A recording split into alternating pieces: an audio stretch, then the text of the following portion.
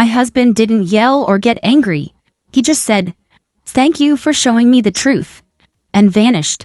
I honestly thought my husband was just upset. Not heartbroken, not done, just upset. The kind of upset that fades after a few quiet days. An apology, maybe a long talk at the kitchen table. I had no idea that what I was about to witness wasn't anger at all. It was acceptance. And the moment he thanked me and walked away, I realized I'd misread everything. It happened on an ordinary evening, which somehow makes it worse. No shouting, no dramatic confession, just a normal weekday after work. I had come home late again, not because of anything serious, just drinks with coworkers that turned into one more round. I didn't think it was a big deal. I'd done it before. When I walked in, my husband Noah was sitting on the couch. The TV was on, but he wasn't watching it. He looked tired, not angry. That actually relaxed me. "Hey," I said casually, tossing my bag down. "Sorry I'm late." He nodded. I figured. That was it, no questions, no sarcasm, no edge in his voice. I told myself, see, he's just a little annoyed. I went into the kitchen, poured a glass of water, and kept talking like everything was normal. I told him about work, about a funny story from the bar, about how one of my coworkers embarrassed herself on the dance floor. Noah listened quietly, too quietly. Normally he'd interrupt, ask questions, smile, even tease me a little. But that night, he just sat there, hands folded, eyes calm. Finally, I asked, "You okay? You're being kind of quiet."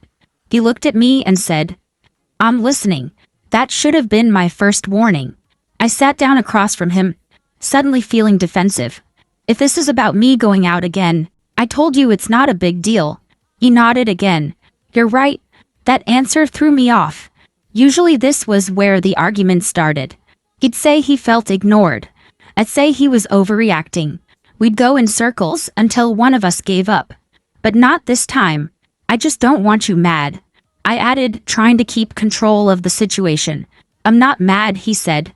There was something final in his tone that made my chest tighten. I leaned back and crossed my arms. "Then what is this?" Noah was quiet for a moment. Then he stood up slowly, not in a dramatic way, just calmly, like he'd already decided what came next. He walked into the bedroom. I followed, irritated now. "Can you at least tell me what's going on?" I snapped.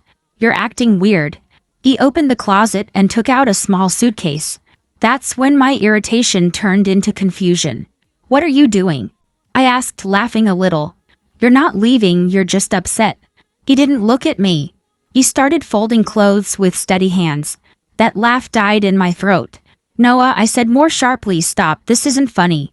He paused, finally meeting my eyes. And that's when I saw it. Not anger, not sadness, clarity. "I've been upset for a long time," he said calmly. "Tonight just helped me see things clearly." I felt my heart start racing. "See what clearly?" He zipped the suitcase halfway, then stopped. He looked at me with a strange softness. "That I've been asking for respect in a language you don't hear," he said.